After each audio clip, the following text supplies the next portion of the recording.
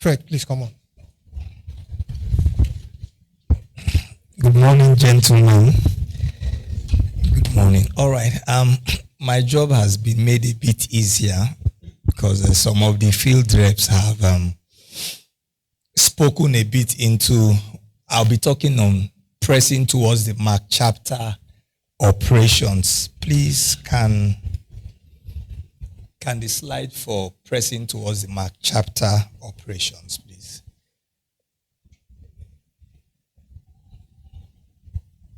Media is the one that has a blue colored front page.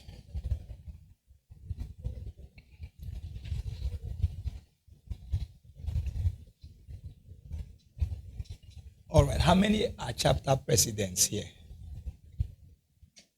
Okay, how many are VPs here?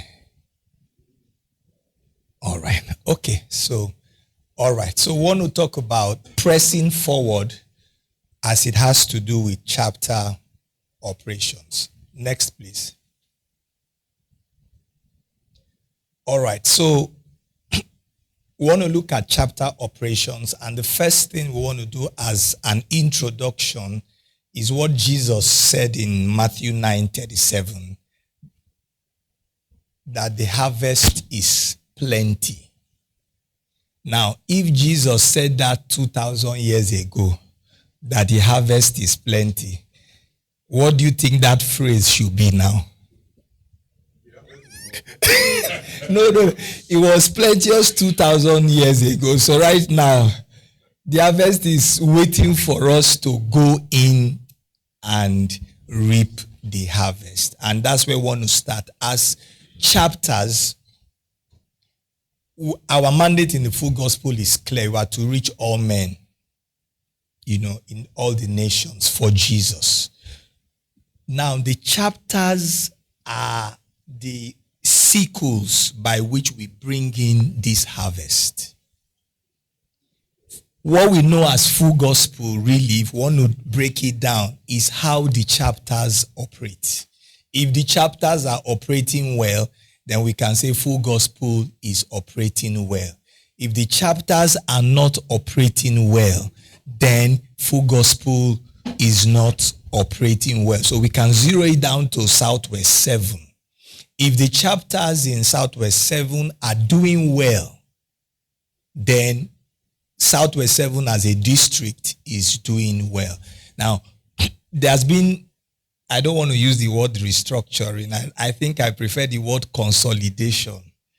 There's been a lot of consolidation, and we have now just 34 chapters from about 96. So you can see that was serious consolidation. Now, one of the reasons why is that from the national now, for you to be a chapter, you must have minimum of 25 men. Before it used to be 15. Now the bar has gone back to 25 men. Strong. So that means strong men. So that means if we have a meeting, our attendance should not be less than 30. Minimum attendance. Now, I'm breaking it down so that we can, as chapter presidents, as vice presidents, we can begin to get the picture. There's no reason going forward now why any chapter is having a meeting, whether it's online or it's physical, that we shouldn't have at least 35 people in attendance. That's the whole reason of the consolidation. If not, we could have been the 96 chapters that we were before. Right? But we have done a lot of consolidation. So the chapters are the factory where work, production is happening. It's where trainings are happening. It's where disciples are being made. Very important. It's in the chapters when people get in, they are discipled so that one day they too will become chapter presidents. Before you know, they become field reps. If discipleship is not happening in our chapters, then there's an issue. So 3 major things that must happen in our chapters. There must be consistent planning. So as EXCOs in our chapters, we must have monthly business meetings to review our goals. So that means, take for example, now we are almost middle of April. By end of April, we must have our business meeting. So what was the goal for the month of April? Did we achieve it? And we must be honest with ourselves in these business meetings. What was our Q2 goal? April, May, June. How are we planning for the month of May, which is Holy Ghost Bliss? What are we planning to do? Every officer in your EXCO must know their roles. The president, chapter president, vice president, treasurer, membership chairman, vice chairman, they must know their roles. It must be clear. The committee chairmen also must know their roles. Now, one of the things is that some chapters have maybe 2 committees. At least I know that number of chapters have prayer committee, but there are 6 committees that every chapter should be able to have, and we need to start working towards it. Thank you for what our brother Chidi mentioned. So the reason why we must have 25 men, only 6 out of those 25 form the EXCO. So we have 19 other people who ought to be in committees. So as EXCOs, is important, especially as the chapter president, you need to start giving yourself a target. And I know that in this zone, in this district, Southwest 7, the month of April, every chapter needs to make sure in this month of April that they set up their committees. All the committees needs to start running. That should be one of the goals for every of the chapters. Resource management. One of the tools we have is our voice magazine. Let's begin to know how we can use it well so that we can bring in quality, like the trainer on Kingdom Ambassadors influencing the marketplace. There's no reason why in your office you don't have voice magazines there per second. There's no reason why. Because people come into your office every day. It's free. You give it to them. I know it's 200 naira right now, so you can buy. All right. So the 3 strategic pillars for chapter operation. Number 1 is the EXCO must realign itself with the vision that God gave Demos Shekarian. Even though we can say we're in this generation, but the vision is to get men from the marketplace into our chapters, calling men back to God. The marketplace is the harvest where God wants us to fish from.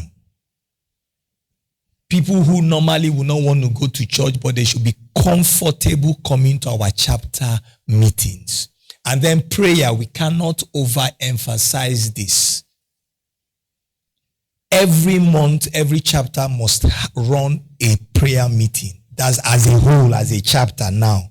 Thank God for online resources. Your Google platform is free.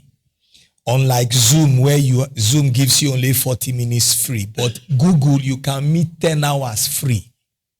Every Android phone comes pre-installed with Google. So you can take advantage of your Google and have your prayer meetings every month as a chapter. Then EXCOs, you do additional prayers.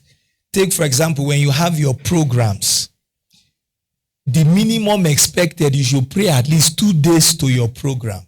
Thursday, Friday. Some chapters do 3 days. I will encourage, please do 3 days for every meeting you're having, right?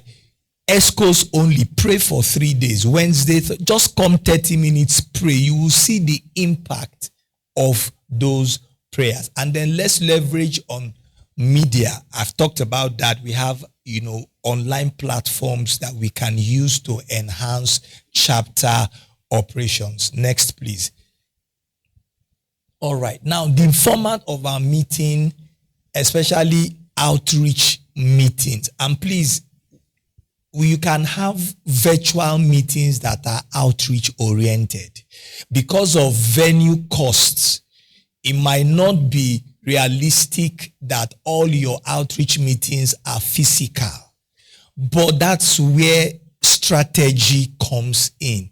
As ESCOs, you can plan outreach meetings that are online and you will still get the same kind of result. You can get altar calls from outreach meetings which are held virtually. So it's not only physical. Your testifier, if you pick prayerfully the right testifier, I can tell you that there will be salvation.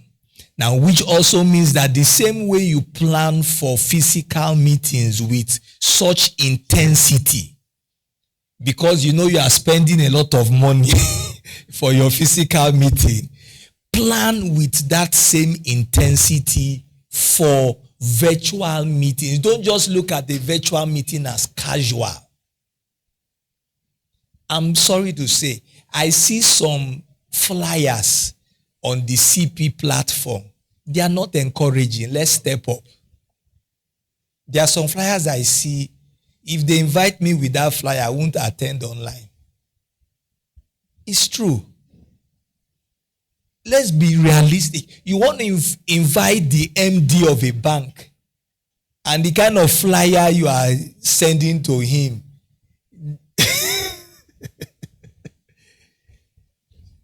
But there are some other flyers I've seen on the CP platform. When you see those flyers, you want to attend.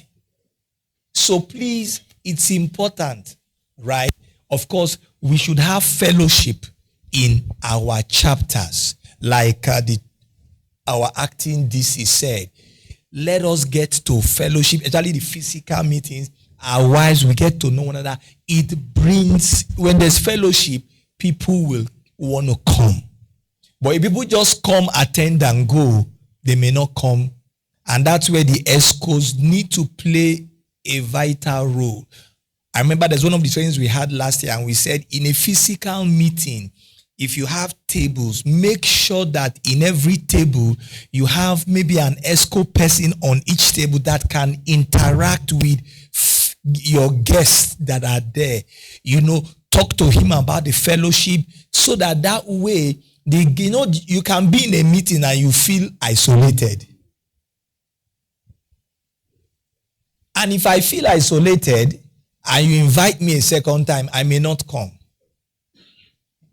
But if there was somebody beside me who talked with me, told me a bit more about the fellowship and everything, that will spur me on. Right? This is the fellowship that has to happen in physical. You must be intentional. So your seating arrangement, you must position your ESCOs to sit in every table with a view of making guests comfortable. Especially when they've identified as first timers. All right, I need to move. Next, please. All right. Amplifying our voice. We have a message, and our message is unique in the full gospel. It's not like the message in the church. Our message is testimony based. What our lives were before we met Christ, and then how we met Christ, and after we have met Christ. It's a unique message, but we must be able to amplify our message all over. The tool of Voice Magazine. Please, chapters. Every chapter has a voice and literature chairman. After this training, get one-on-one with him. Tell him, let him pray and ask God for strategies on how best, as a chapter, every chapter can have a unique strategy for voice work and distribution of voice magazine. I remember when Gideon's, how many of you remember Gideon's Bible, small blue Bible? There was a time every hotel you enter, you will see a Gideon Bible. Right? Can I ask us a question? Will it be bad if every hotel we see a voice magazine? In every hotel.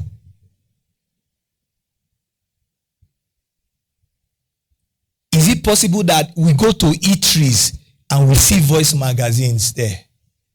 We go to even banks and we see voice magazines. We go to big shopping malls, Ebaino, Blenco, Foodco, and we see voice magazines. Now I'm saying it because chapter presidents, you are here in this training. When you go back, please tell your voice and literature chairman. Then we all need to be more intentional and strategic. We have fire teams that take the gospel prisons and other places. Then we have strategic events. I want to just quickly talk on this. Your outreach meetings must not necessarily be the regular this thing. Take, for example, somebody's birthday. Maybe he's turning 50. Next, please. Maybe he's turning 50 in your chapter and you are aware. You can meet him as the chapter president. Oh, your birthday is coming up. How do you plan to do your 50th birthday? How can we incorporate full gospel to have a section there? I remember in our chapter, three years ago, one of our members was having his 60th birthday. So as a chapter, we decided that we will pay for the venue and let him invite all his guests. So he had his 60th birthday as an outreach for this thing. We had over 40 people in attendance. We had about 4 salvations in that particular district. He was turning 60 that year, 3 years ago. So we can have strategic, because they're the total man. This wheel here, this one that has different colors, does it look like a wheel? You know, the black line is a complete circle, which this one that has different colors, when it rolls, will it roll well? Why? All right. In the full gospel, we believe in the total man. So there are 8 pillars here, which every one of us has to be intentional so that we can be balanced. If you are over spiritual and you don't have friends, you don't have fun and recreate, the total man is not being. Yes, you know, some of us, we are very spiritual. You don't have friends again, you don't go for fun, or your career is not doing well. So in the full gospel, we believe in the total man. So as a chapter, the reason is, as a chapter, you need to be intentional and plan your programs to be able to meet these needs. You can have seminars on finances. You can have seminars on personal development. You can have seminars on all of this. You can have picnic, invite people, and people will get saved. Right? So the full gospel believes in the total man. So let's take advantage of all of these 8 places, focus meetings around these 8 areas so that we can develop the total man. Next slide, please. All right, financial stewardship. Remember what he said? An usher that was helping himself with the offerings of the chapter, it is wrong. As stewards of God, we are supposed to be faithful with the finances. So let me just say this. If you cannot spend 500,000 now for an outreach, and there's no first timer. No first timer. You paid for hall, you paid for food, and there's no first timer. You are not a financial steward. So before we plan our physical meetings, please, let's make sure that all the indices we make sure are there. We must have first timers. That's the core. It's from first timers we'll have membership intention, we'll have salvation. All right, next slide, please. Now, this is the 2026 growth targets from the national. 100% members engagement. If we have a chapter of 25 and we have 6 ESCOs, the remaining 19 men must be involved.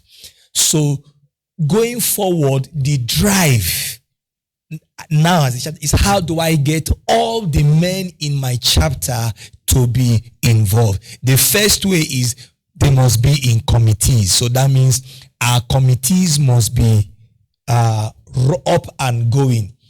Every member must understand Operation 111. That means one member invites one person per month. That's what 111 means. Now, it's good that we are here, but everybody in our chapter must understand what the 111 means. So that means this same thing, you must cascade it down. You must have every member in your chapter must have a prospect list. Prospect list means people that you want to invite to the chapter. Most times, ESCOs are the ones who have prospect lists in most chapters. But we need to grow beyond that. We need to get every member to be involved. They must bring their prospects list to the chapter president, and then they all work on it. You must have prayer and fasting. We've talked about it. All your events, you must do prayer and fasting, minimum of at least 2 days. And then as a chapter president, on a weekly basis, you must work on your Operation 111 statistics from your members. So that means you must introduce it to your chapter members, Operation 111. They must have this month, who are they targeting to invite? What's their name? What person's name, number, address? When you have your prayer meetings, you pray that, Lord, every of these prospect lists, touch them. What's their prospect list? Pray over it. The CPs must give reports to their field reps on this Operation 111. Visitation of new converts and first timers must also be done. Next slide. For the field reps, you must visit a chapter under you at least once a month. And then you must get their reports on Operation 111. The national director must enforce compliance of all of the above. But chapter presidents, please, let's run with the vision of Operation 111. Let's introduce it into our chapters. So these are 5 questions. Please, the slides will be made available. But what's your assessment of the operational health of your chapter? As you are seated there, take a look at your chapter. Do you think it's healthy? Do you think it's weak? Do you think it's ailing? But we believe that there are no ailing chapters. What activities do we do well? Can we continue? What specific activities from the Fgbmfi books do we need to initiate? For those who were not here, please, these 2 books, every chapter president, you must buy it before you leave here. Super ALTS, all what we are saying is here, 3,005 every chapter. We have limited copies, only like 18. This 550 naira motivation to action. Please don't leave here without buying it. If you go through it, you will also be able to get.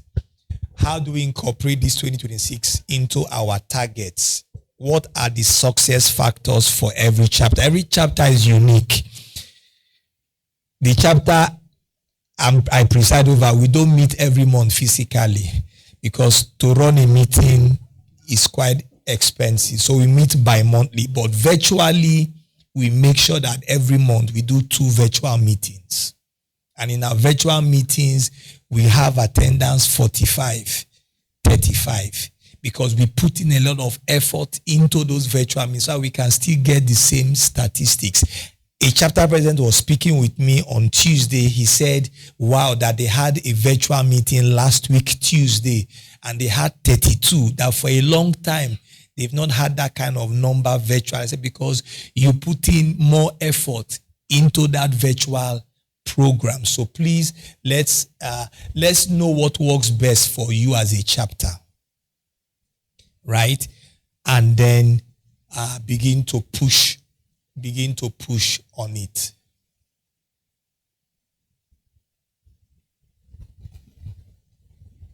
Let's commit to prayer. Every chapter, please commit to prayer. Commit to prayer. You cannot, as ESCOs, you must pray. It's not a joke. Excellence in our meetings, like your choice of meetings venue. We know meeting venues might be expensive. That's why you may not meet every month. But please, the venue, the ambience must be okay. One thing I also want to say is the choice of your testifiers matters a lot. And I want to close on that. The choice of your testifiers. For charter presidents, always relate with your field rep in the choice of your, because if you have a good testifier, the impact of that meeting will still be told months to go, right? Take advantage of online meet platforms. You can meet online and get the same results. Thank you, sir.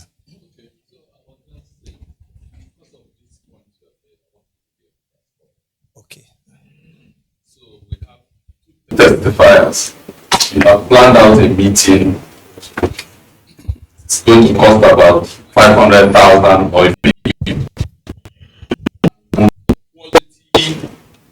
of the testifier are questionable.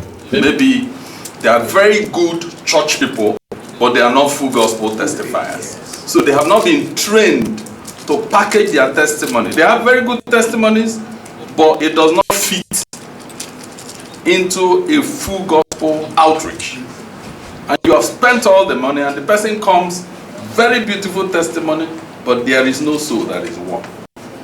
So my mind is like a question. Is there a policy that a chapter president should not just single-handedly the testifiers without having a few reps buy-in and the national director, just for purposes of checking and control? And it's not as if the chapter president can't do that, but just having that further confirmation of that skill can help us check these things so that we get consistent results across board. I mean, we're talking about 34, 38 chapters now. If we begin to record very good outcomes consistently, then that's where we want to be, as opposed to some being very good, like the one you talked about, while we have those that are still really not strong. Just a way of maintaining the standard. We have that kind of policy, and I think it will help us. Yes. Every chapter president ought to have discussed his programs for the month, his field. So the field is supposed to ask questions when they testify. It's not just having this program. Who are you inviting?